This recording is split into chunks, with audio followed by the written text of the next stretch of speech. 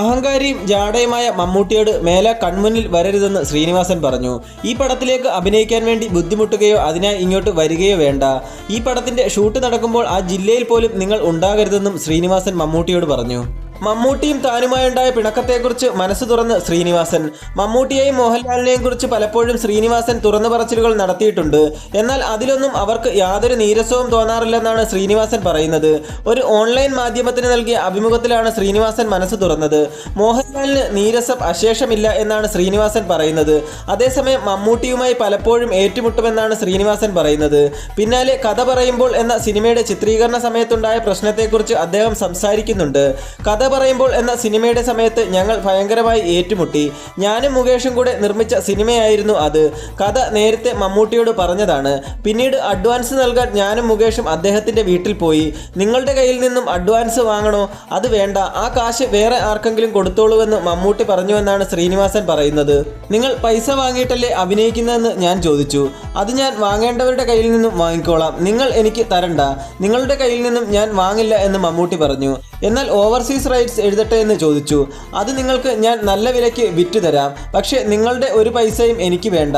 അങ്ങനെ മമ്മൂട്ടി ഒരു പൈസയും വാങ്ങിയില്ല എന്ന് ശ്രീനിവാസൻ പറയുന്നു. പിന്നീട് തൊടുപുഴയിൽ ഷൂട്ടിംഗ് നടക്കുകയാണ്. മേക്കപ്പ് മാൻ ജോർജിനെ വിളിച്ചപ്പോൾ മറ്റു കാര്യങ്ങളൊന്നും തീരുമാനിച്ചിട്ടില്ല എന്നാണല്ലോ സാർ പറഞ്ഞത് എന്ന് ചോദിച്ചു. മറ്റു കാര്യങ്ങൾ എന്താണെന്ന് നമുക്ക് അറിയില്ലല്ലോ, ഷൂട്ടിംഗ് തുടങ്ങിപ്പോയി. പുള്ളിയുടെ 7 ദിവസം വേണം. ഞാൻ മുകേഷിനെ വിളിച്ചു, ഒന്ന് പോയി നേരിട്ട് ചോദിക്കാൻ പറഞ്ഞു. അങ്ങനെ മുകേഷ് പോയി. നിങ്ങൾ 7 അല്ലല്ലോ 3 ദിവസം മതിയെന്നാണല്ലോ പറഞ്ഞതെന്ന് മമ്മൂട്ടി ചോദിച്ചു. കള്ളം പറയുകയാണ്, ഉഡായിപ്പാണെന്ന് അതോടെ മനസ്സിലായെന്ന് ശ്രീനിവാസൻ പറയുന്നു. 7 ദിവസം തന്നെയാണെന്ന് മുകേഷ് പറഞ്ഞു. 7 ദിവസം ആണെങ്കിൽ ടേംസ് ആൻഡ് കണ്ടീഷൻസ് മാറുമെന്ന് പറഞ്ഞു.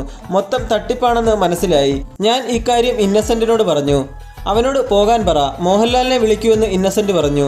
എൻ്റെ കുഴപ്പം അതല്ല, ഇങ്ങനെ ഒരു അഹങ്കാരിയായ മമ്മൂട്ടി തന്നെ വേണം, എന്നാലേ ആളുകൾക്ക് ഫീൽ ചെയ്യൂ. ജാടയും അഹങ്കാരവും ഒക്കെയുള്ള ആള് തന്നെ ആയിരിക്കണം, എന്നാലേ വിശ്വസിക്കൂ, ശ്രീനിവാസൻ പറയുന്നു. ഷൂട്ട് നിർത്തിവെക്കാൻ തീരുമാനിച്ചു. തുടർന്ന് താൻ മമ്മൂട്ടിയെ വിളിച്ചു. നിങ്ങൾ ഇതുവരെ നമുക്കൊക്കെ പല നല്ല കാര്യങ്ങളും ചെയ്തിട്ടുണ്ട്, പക്ഷേ ഈ പടത്തിലേക്ക് അഭിനയിക്കാൻ വേണ്ടി ബുദ്ധിമുട്ടുകയോ അതിനായി ഇങ്ങോട്ട് വരികയോ വേണ്ട എന്ന് മമ്മൂട്ടിയോട് പറഞ്ഞു.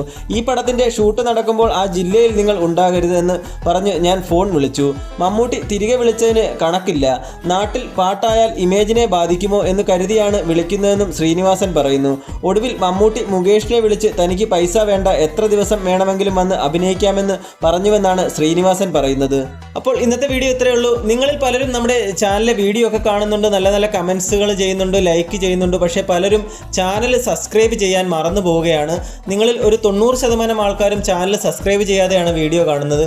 ഇന്ന് നിങ്ങൾ തീർച്ചയായിട്ടും നമ്മുടെ ചാനൽ ഒന്ന് സബ്സ്ക്രൈബ് ചെയ്ത് നമ്മളെ ഒന്ന് സപ്പോർട്ട് ചെയ്തു തരിക. കൂടാതെ ഇന്നത്തെ വീഡിയോ ഇഷ്ടപ്പെട്ടെങ്കിൽ ലൈക്ക് ചെയ്യുക. കൂടാതെ നിങ്ങളുടെ അഭിപ്രായങ്ങൾ കമൻറ്റ് ബോക്സിൽ രേഖപ്പെടുത്തുക.